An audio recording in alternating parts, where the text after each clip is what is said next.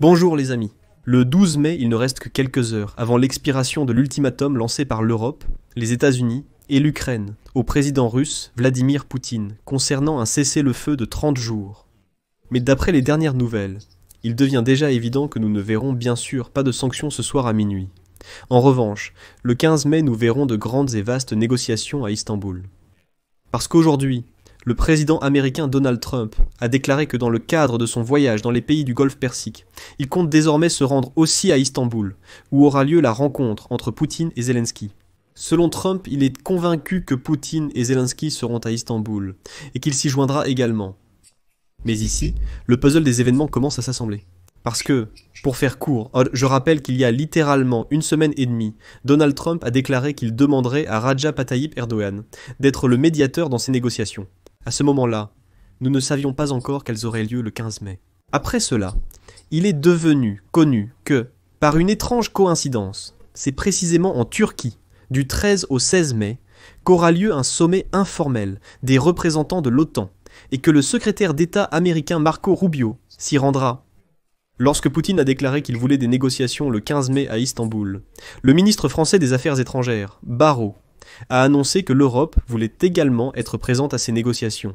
Et aujourd'hui, en plus de tout cela, après la déclaration de Zelensky selon laquelle il se rendrait à Istanbul le 15 mai, quoi qu'il arrive, le président américain Donald Trump annonce qu'il rejoindra également ces négociations. Et en fait, nous nous retrouvons dans une situation où toute la coalition occidentale sera présente à Istanbul le 15 mai, où Poutine semble avoir invité tout le monde à des négociations. C'est pourquoi Poutine devra trouver un moyen de se sortir de cette situation. Au Kremlin, on dit qu'il est impossible de discuter avec nous sous une forme aussi ultimative. Mais voilà, Trump affirme qu'il a fait tous les efforts possibles pour que ces négociations du 15 mai aient lieu. Et je serai prudent dans mes évaluations.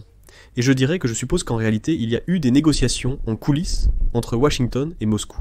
C'est à ce moment-là que Steve Witkoff s'est rendu à Moscou, pour vraiment mener de telles négociations à Istanbul. C'est pourquoi des négociations très sérieuses, voire historiques, sont prévues à Istanbul le 15 mai. Et maintenant, analysons tous les renseignements confidentiels qui ont émergé aujourd'hui concernant l'organisation et la tenue de ces négociations. Eh bien, qu'est-ce qu'on peut en attendre ? Je m'appelle Alexei Petchi. Nous sommes le 12 mai. Parlons de tout dans l'ordre. Avant de commencer, je vous demande de vous abonner à cette chaîne, d'activer la cloche, de mettre un like et de ne pas oublier d'écrire un commentaire. C'est aussi très important pour que les algorithmes diffusent cette vidéo à un plus grand nombre de spectateurs. En outre, abonnez-vous à ma chaîne Telegram. Elle s'appelle. Le lien se trouve dans la description de cette vidéo ou via le code Quick Response affiché sur vos écrans. Là-bas, tout au long de la journée, j'ai publié toutes les actualités concernant les futures négociations en ligne, on peut dire. C'est pourquoi abonnez-vous à la chaîne Telegram. Les actualités y sont publiées plus rapidement. Sur YouTube, nous résumons déjà les principales actualités du jour. Parlons de tout dans l'ordre. Donald Trump a déclaré qu'une possible rencontre entre l'Ukraine et la Russie le jeudi 15 mai devrait aboutir à de bons résultats. Il faut arrêter l'effusion de sang. Eh bien, comme le déclare Donald Trump, c'est lui qui a insisté pour que cette rencontre ait lieu. Et après cela, Trump nous déclare qu'il compte aussi se rendre à Istanbul, et il est convaincu que Poutine et Zelensky y seront également. Mais parlons de tout cela dans l'ordre. Essayons d'analyser toute la situation chronologiquement. Aujourd'hui, le 12 mai, dès le matin, les Européens n'ont parlé que du fait que l'ultimatum concernant le cessez-le-feu en Ukraine pour 30 jours expire aujourd'hui. C'est pourquoi Vladimir Poutine est pressé par le temps. Et aujourd'hui, dans la journée Strolé par exemple, le représentant du gouvernement allemand, Stefan Cornelius, a déclaré que le temps était compté et que la Russie devait accepter un cessez-le-feu inconditionnel de 30 jours en Ukraine avant la fin de cette journée. Sinon, il y aura des sanctions. Comme il l'a déclaré, si Moscou n'accepte pas les exigences, la préparation de nouvelles sanctions sera lancée. Je vais m'arrêter ici tout de suite au sujet des sanctions et expliquer ce qui se passe. Le fait est qu'immédiatement après cela, le président français Emmanuel Macron a également déclaré que les pays occidentaux avaient fixé des délais à la Russie pour répondre à la proposition de cesser le feu de 30 jours. Si cela n'arrive pas, les sanctions contre l'agresseur seront durcies, a déclaré Macron. Aujourd'hui, je vais m'entretenir avec le président ukrainien Volodymyr Zelensky et mes homologues européens. Nous avons fixé les limites, tout est clair. Il a rappelé que le chef de l'État ukrainien avait accepté un cessez-le-feu inconditionnel avec la Russie pour 30 jours après la proposition correspondante des États-Unis. Hier, le 11 mai, Zelensky a déclaré être prêt à mener des négociations avec le dictateur russe Vladimir Poutine à Istanbul. C'est déjà la deuxième fois, selon Macron, que le président ukrainien fait des concessions sérieuses. Citation. « Maintenant, nous devons tous être raisonnables. Soit la Russie, Monsieur Poutine, est sérieuse et veut la paix, soit ce n'est pas sérieux, et nous devons imposer encore plus de sanctions. Je vais m'arrêter un instant sur les sanctions. L'exigence de cesser le feu, avant même le début des négociations directes russo-ukrainiennes sur la paix, a été avancée par l'Allemagne, la France, la Grande-Bretagne, la Pologne et l'Ukraine, samedi, lors de la rencontre des dirigeants de ces pays à Kiev. Donald Trump a également soutenu cette idée et a déclaré « Oui, avançons dans cette direction ». L'Allemagne et la France ont annoncé que la Russie a jusqu'à la fin de la journée, sinon des sanctions seront appliquées. Mais il faut regarder la situation objectivement. 3 des pays ayant posé l'ultimatum font partie de l'Union européenne. Eux-mêmes n'approuvent pas la politique de sanctions au niveau de l'Union européenne, mais ces 3 pays restent tout de même la locomotive de l'Union européenne. Il s'agit de la France, de l'Allemagne et de la Pologne, et ils peuvent lancer des processus à l'intérieur du bloc. Et donc, il n'y aura bien sûr pas de sanctions dès minuit. Kaja Kallas, chef de la diplomatie européenne, a déclaré « Nous devons faire pression sur la Russie pour qu'elle désire sincèrement la paix et négocie avec l'Ukraine. » D'où la déclaration de la chancellerie de Merz selon laquelle la Russie doit accepter un cessez-le-feu inconditionnel de 30 jours. Si Moscou refuse les exigences, la préparation de nouvelles sanctions débutera. Le mot-clé est « préparation ». Mais il y a aussi les États-Unis d'Amérique, qui, même sans l'accord de l'Union des 27 pays, peuvent imposer des sanctions contre la Russie. Selon moi, c'est le point crucial. L'essence des mouvements récents se trouve là. Elle consistait à faire en sorte que Donald Trump commence enfin à comprendre que Vladimir Poutine ne veut pas la paix, que Poutine essaie de gagner du temps, et que Poutine doit être mis sous pression. Si Donald Trump approuve, même Viktor Orban, Premier ministre hongrois, sera contraint d'obtempérer, d'aller boire un café, lorsque l'Union européenne votera pour un nouveau paquet de sanctions contre la Russie.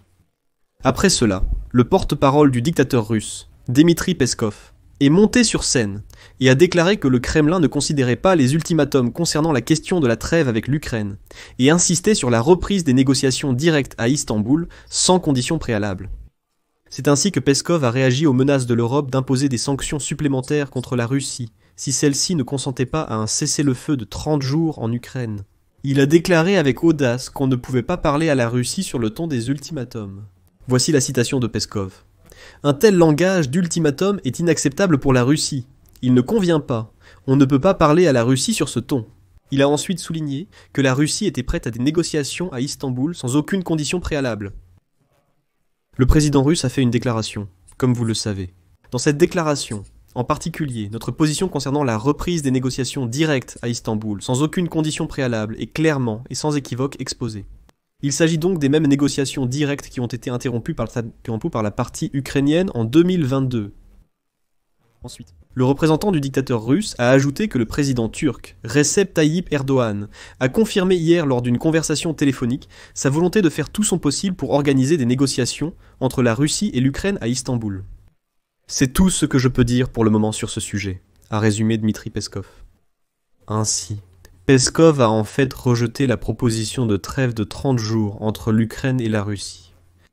Et voici la prochaine fuite d'informations selon laquelle Zelensky, après avoir annoncé qu'il se rendrait à Istanbul le 15 mai, y attendrait personnellement le dictateur Poutine. La fuite consistait en ce qu'après cette déclaration, il est devenu connu que Zelensky se rendrait de toute façon à Istanbul. Même si aujourd'hui un cessez-le-feu n'est pas atteint. Autrement dit, qu'il soit atteint ou non, il compte quand même aller à Istanbul. C'est ici que commence la partie la plus intéressante. Nous assemblons les pièces du puzzle. Le fait est que Donald Trump fait aujourd'hui une déclaration très retentissante et dit que, soi-disant, les négociations entre la Russie et l'Ukraine du 15 mai sont très importantes.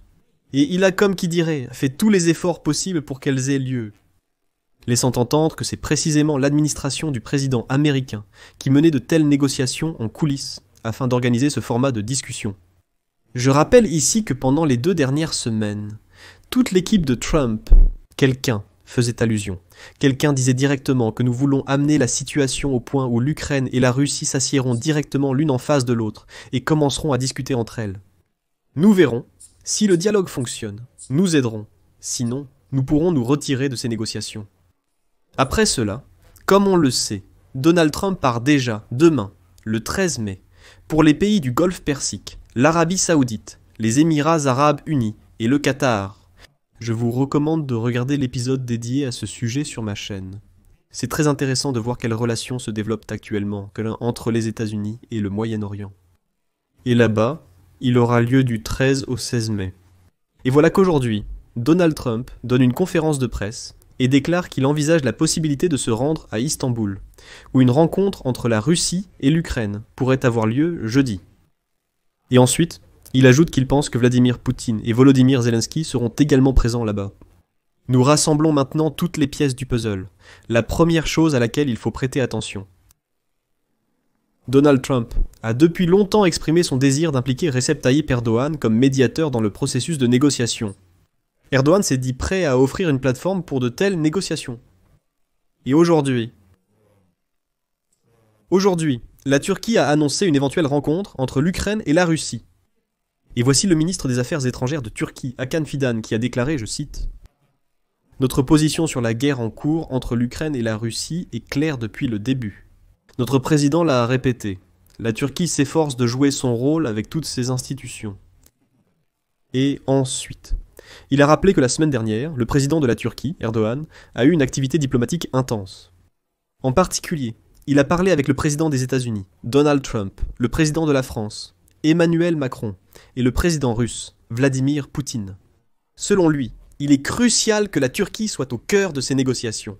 Il est crucial pour nous d'avoir la paix et la stabilité dans notre région. Je crois que les parties trouveront un compromis prochainement. Les deux parties essaient d'obtenir le soutien des États-Unis. Nous les invitons à un cessez-le-feu le plus rapidement possible. Et ensuite, c'est-à-dire, nous comprenons tout. La Turquie est prête. La Turquie a mené ses négociations avec 3 pays, les États-Unis, l'Europe et la Russie. Et la Turquie est prête à organiser cette plateforme pour les négociations.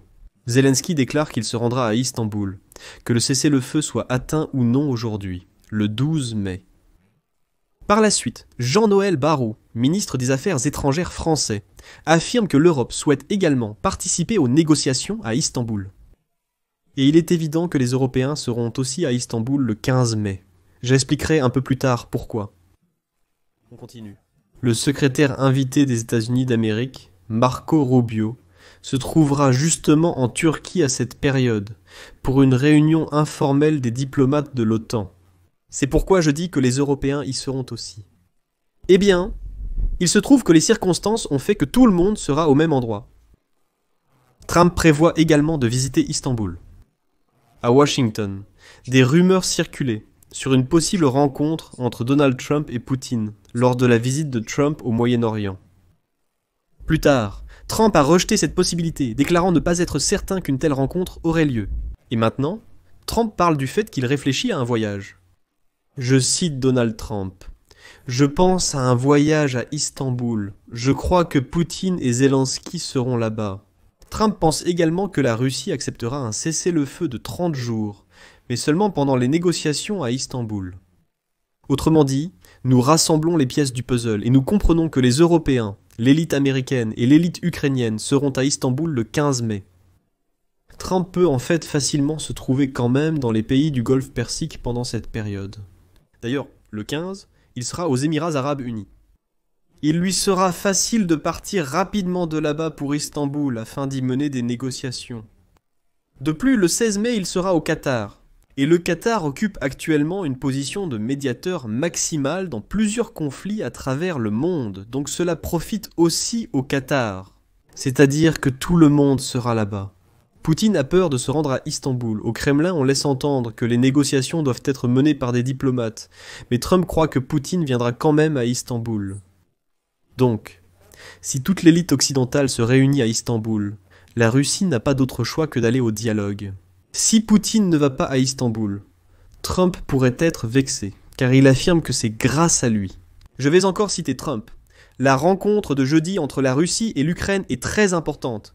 J'ai insisté pour que cette rencontre ait lieu. je pense qu'il peut en sortir quelque chose de bon. C'est pourquoi je suppose que ce sera vraiment une chance de faire pression sur Poutine, à moins que Trump, bien sûr, ne le sauve. Parce que du côté de l'Ukraine, il y a tout simplement une telle armada diplomatique, l'Europe, les États-Unis d'Amérique, et cela au niveau des dirigeants. Erdogan jouera le rôle de médiateur, les Chinois ne viendront pas à Istanbul pour soutenir Poutine. C'est pourquoi il y a une chance réelle de commencer à acculer Poutine au mur. En plus, toute cette histoire avec les sanctions ressemble en fait à une épée suspendue. Si tu n'es pas d'accord, alors là, on va vraiment frapper. Donc j'admets, encore une fois, je reste prudent dans mes propos. J'admets la possibilité que cette rencontre à Istanbul le 15 mai était déjà préparée depuis longtemps, notamment dans les négociations entre Washington et Moscou. Et Poutine a simplement exprimé ce qui avait déjà été convenu bien plus tôt. En assemblant les pièces du puzzle, nous réalisons que l'image se forme et que la préparation était en cours depuis longtemps. C'est pourquoi, maintenant, dans les 2 prochains jours, dont les 13 et 14 mai, il y aura plein de déclarations contradictoires. Mais le 15, beaucoup de choses pourraient se décider. Si Poutine a peur et ne va pas à Istanbul, Trump peut décider que celui-ci ne veut rien du tout, qu'il le mène simplement en bateau. Si déjà Trump dit qu'il veut aller à Istanbul pour rencontrer Poutine et Zelensky, et que Poutine tout à coup prend peur et ne vient pas, cela aura l'air très faible. Poutine a été le premier à proposer des négociations. Voici donc sa chance de le faire. Donc, les amis, ici je vais mettre des points de suspension pour l'instant. Donnez votre avis. Écrivez vos conclusions dans les commentaires sous cette émission.